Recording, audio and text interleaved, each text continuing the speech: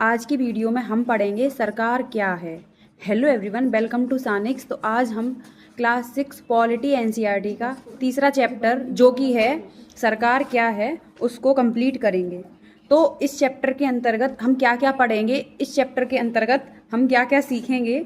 इस चैप्टर के अंतर्गत हम सीखेंगे कि सरकार क्या है, साथ ही सरकार के विभिन्न स्तर कौन कौन से हैं और सरकार एवं कानून में क्या अंतर है, साथ ही सरकार कितने प्रकार की होती है और लोकतांत्रिक सरकार का क्या मतलब है।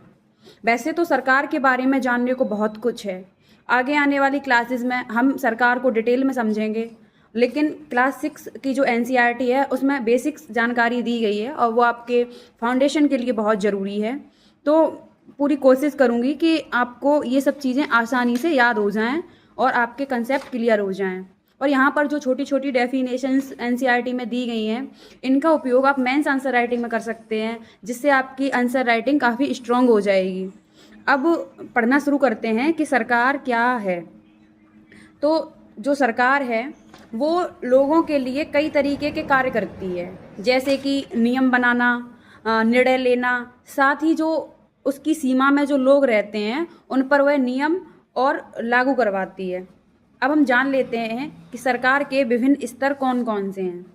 तो सरकार जो होती है सामान्यतः 3 स्तर पर काम करती है, जिसमें सबसे पहला जो होता है वो होता है स्थानीय स्तर, जिसे आप अपने गांव, शहर, मोहल्ले में देखते हैं, जिसके अंतर्गत नगर पंचायत और नगर निगम सम्मिलित है।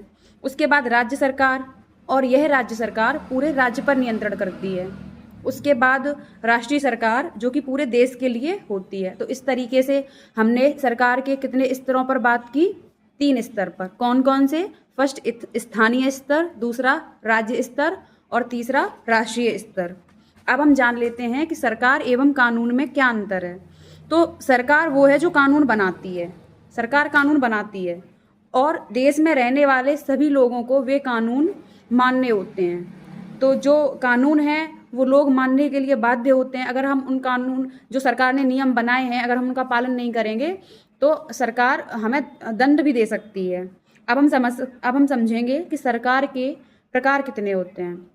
वैसे तो सरकार कई प्रकार की होती है, जैसे लोकतांत्रिक सरकार, राजतांत्रिक सरकार, तानाशाही, गणतांत्रिक सरकार। लेकिन यहाँ पर एनसीईआरटी में 2 प्रकार की सरकार को समझाया गया है। फर्स्ट जहाँ पर लोकतंत्र होता है, लोकतांत्रिक सरकार, और दूसरा राजतांत्रिक सरकार।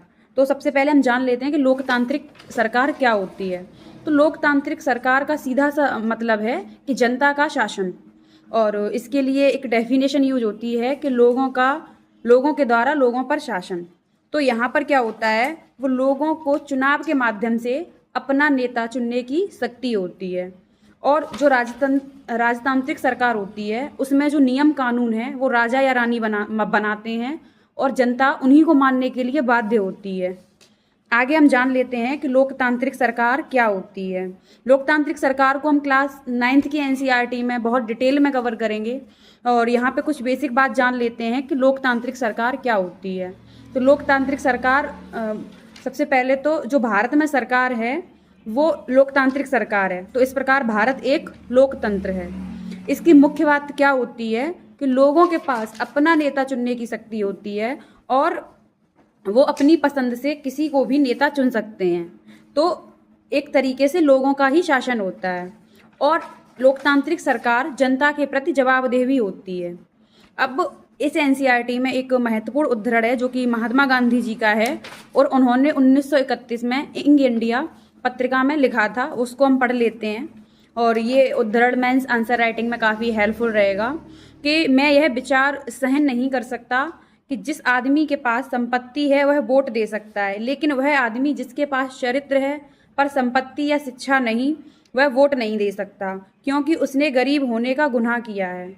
ये बात तो तब उठाई गई थी कि जैसे जो वोट देने का अधिकार है ना, वो हमेशा से प्राप्त नहीं था सभी को, लेकिन अभी वर्तमान में सभी को वोट देने का अधिकार प्राप्त है। इस तरीके से हमने आज की वीडियो में क्लास जो 6 की पॉलिटी है उसका अध्याय 3 सरकार क्या है उसको कंप्लीट किया है, और आसान से आसान भाषा में इसको समझाने की कोशिश की गई है। अगर वीडियो अच्छा लगा हो तो वीडियो को लाइक करें, चैनल को सब्सक्राइब करें।